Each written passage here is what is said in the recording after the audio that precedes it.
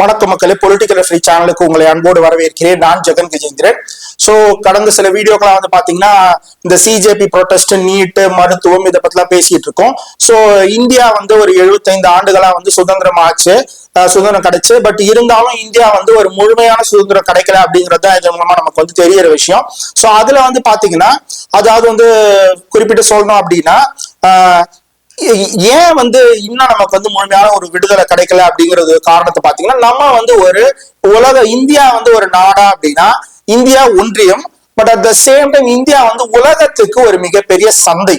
So சந்தையாக தான் இது வந்து இன்னைக்கு வந்து கருதப்படுது. சோ அப்படி சந்தையா இருக்கும்போது இன்னைக்கு வந்து பாத்தீங்கன்னா ஒரு அமேசான் வரான்னா அவங்க வந்து ஒரு ஒரு பிக் பில்லியன் டே சேல்னு சொல்றான். சோ ஒரு நாள்ல வந்து பாத்தீங்கன்னா இந்த தீபாவளி ஒரு நாள்ல பல ஆயிரங்கள் கோடியை வந்து சம்பாதிச்சுட்டு போடுறான். இந்த மாதிரி பல நிறுவனங்கள் சோ அவங்களாம் வந்து பாத்தீங்கன்னா சோ வெவ்வேறு விதங்களை பண்றாங்க. சோ இது பொருட்கள், உணவு, இந்த மாதிரி ஒரு கேஎஃப்சி பாத்தீங்கன்னா இன்னைக்கு வந்து ஒரு ஊர்லயும் பாத்தீங்கன்னா ஒரு என்னென்ன விஷயங்கள் இருக்கு, நமக்கு சுகாதார நிலையம் இருக்கான்னு தெரியாது. ஆனா ஒரு சென்னையில நீங்க எந்த ஏரியாவுக்கு போனீங்களோ ஒரு ஏரியாலையும் ஒரு கேஎஃப்சி தவறாம இருக்கு. சோ அந்த மாதிரியான சூழல்லாம் வந்து இருக்கு பாத்தீங்கன்னா. சோ அப்படி இருக்கும்போது இப்போ வந்து சந்தை சினிமா தமிழ்நாடு வந்து அதாவது இந்தியா வந்து பாத்தீங்கன்னா எல்லாத்துக்குமே சந்தை அப்படின்னும் போது அப்ப வந்து மருத்துவத்துக்கும் நோய்களுக்கும் இந்தியா ஒரு சந்தை.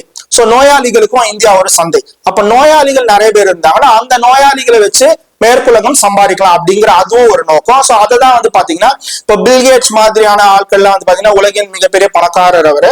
சோ அவர் வந்து பிலந்த்ரோபி பண்ற, தான தர்மம் பண்ற அப்படின்ற பேர்ல மருத்துவத்தை வச்சு ஆராய்ச்சி பண்றாரு. இதை வந்து பல திரைப்படங்கள் எல்லாம் கூட வந்திருக்கு, மாதிரி படங்கள் எல்லாம் கூட வந்திருக்கு. பட் இதை வந்து பாத்தீங்கன்னா இன்னைக்கு வந்து அபிஜித்தை பத்தி தெரிஞ்ச எத்தனை இளைஞர்களுக்கு, சிஜேபியில ப்ரொடெஸ்ட் பண்ற இளைஞர்களுக்கு வந்தனா சிவா அப்படிங்கிற ஒரு ஆக்டிவிஸ்ட் பாத்தீங்கன்னா அவங்கள பத்தி ஒரு எத்தனை பேருக்கு தெரியும்? அவங்க வந்து பில்கேட்ஸை பத்தி எப்படி வந்து அவருடைய அதாவது அந்த ரிசர்ச்ல இருக்கக்கூடிய போலித்தன்மை எல்லாம் பத்தி வெளியிடுறாங்க அப்படிங்கறத அம்பலப்படுத்துறாங்கன்றத நிச்சயமா அவங்கள தேடி படிக்கணும். சோ அதெல்லாம் தான் வந்து பாத்தீங்கன்னா சோ இங்க இருக்கக்கூடிய பாரம்பரிய விவசாய முறைகள், பாரம்பரிய உணவுகள், இப்போ வந்து சிவராமன், வந்தனா சிவா, இந்த மாதிரி நம்மாழ்வார் இவங்களெல்லாம் தான் தேடி நம்ம வந்து பின்பற்ற வேண்டிய அவசியம் இருக்கே தவிர இந்த மாதிரி போய் மாணவர்கள் இந்த மாதிரியான மூமெண்ட்ஸ்ல போய் விழுறது மூலமா நிச்சயமா இந்தியாவுக்கு பலனானா இல்லை.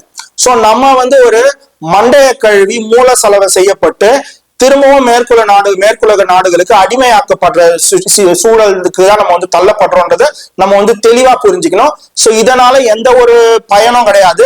இன்னைக்கு எல்லாருமே நீட்டை வேணாம்னு நம்ம சொன்னவங்க இன்னைக்கு எல்லாரும் நீட்டை எழுதுவோம் ஒழுங்கா அப்படின்னு ஒழுங்கா நீட்டை வைங்கன்ற அளவுக்கு நம்ம வந்து அந்த தலைமைக்கு மூல செலவு செய்யப்பட்டிருக்கோன்றதுதான் உண்மை. சோ சிந்திங்க. மேலும் ஒரு வீடியோவில் சந்திப்போம். நன்றி, வணக்கம்.